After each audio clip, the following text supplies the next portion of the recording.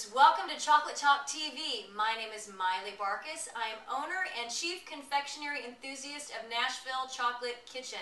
And I have a super fun recipe for you for this weekend. Here in Nashville, we are in the heat of July, which is perfect grilling time. And most people, when you think of chocolate, you think of brownies, cookies, perhaps our Nashville little cakes. But I want to give you a fun recipe for grilling. This is a savory cocoa rub for London broil.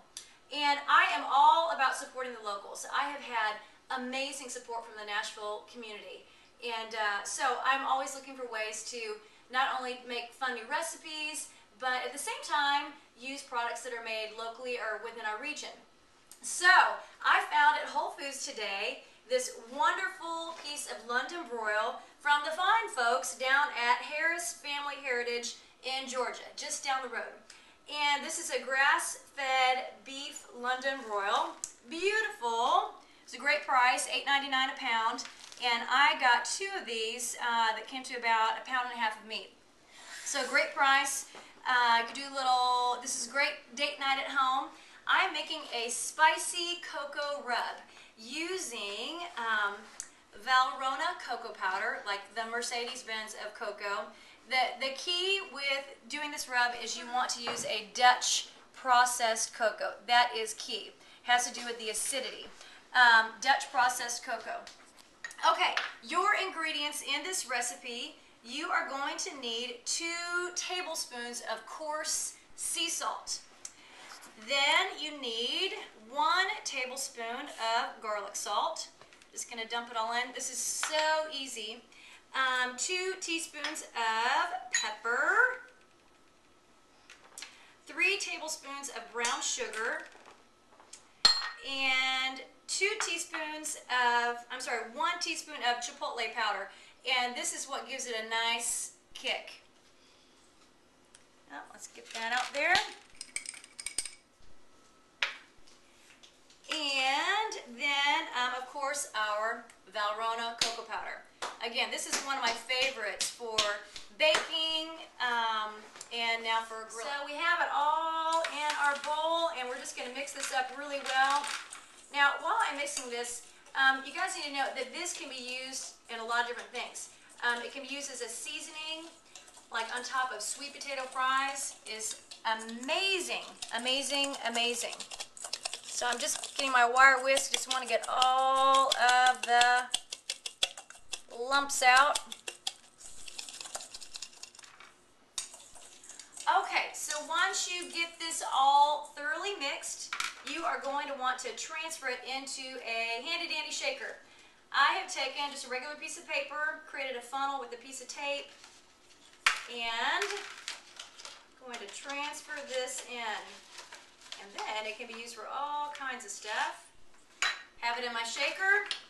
I have my London broil on a piece of plastic wrap, and I am just going to cover this to death.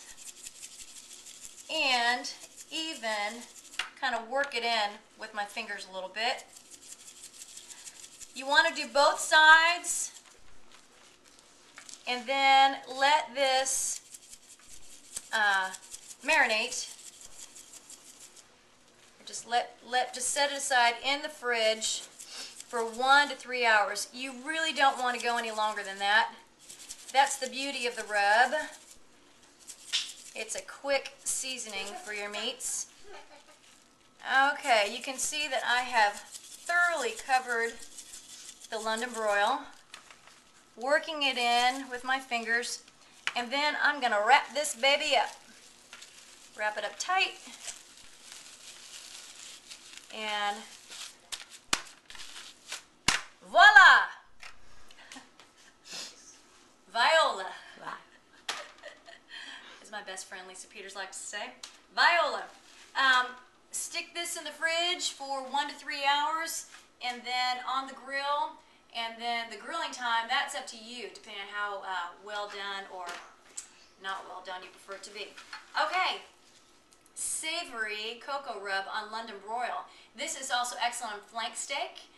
Flank steak, of course, is wonderful for fajitas. It can be used on a number of things. All right, a wonderful accompaniment to our London broil with a savory cocoa rub, of course, would be onions. Everybody loves grilled onions, and I have a super delicious recipe to go with our steak. Okay, you want to get some onions. I have chosen from Whole Foods this wonderful Vidalia onions from the fine folks down at McLean Farms in Georgia. You will also need beer. I've chosen a beer that is made locally here in Nashville, Yazoo beer. Chose a dark beer, Dos Pedos, wonderful. And then you will need butter. I prefer salted butter. And it's a very simple recipe. You want to carve out your onion, and I used a carrot peeler. You want to carve it out, not all the way through. So you got to leave the base, and then you can tell I've gone about an inch is the total. What is that, circumference? And what you're going to do is put some butter down in there, and I'm just cramming it down in there. And then you can either use a beef stock or chicken bouillon. I've chosen beef stock, and I'm going to push that down in here too. A square piece of foil, and then you fill it up with your beer. This is going to take a while on the grill, so you want to get this done first, get it going, and just fill it up to the top. Close up your onion. Throw it on the grill, and you really can't go too long on these. This is going to take a good 45 minutes, I would say, on the heat to get it good and soft. And when you open it up, it's just, glorious. And of course, no meal is complete without a little bit of something sweet at the end. And I want you guys to know about our Nashville little cakes. These are little cakes with the frosting on the inside. And they're actually no small cake. They're 8 ounces of cake, wonderful for sharing. This will be the perfect dessert for the end of your date night at home. These are available right now at the Whole Foods in Franklin, Tennessee. And I will be there this weekend. It's Local Vendors Day on Saturday. We'll be there from 11 to 3. And come on out. I would love to meet you. I'd love to give you some samples of our Nashville little cakes, and you'll have the opportunity to meet other local vendors as well. So thanks, guys, so much for tuning in. Have a wonderful weekend. Cheers!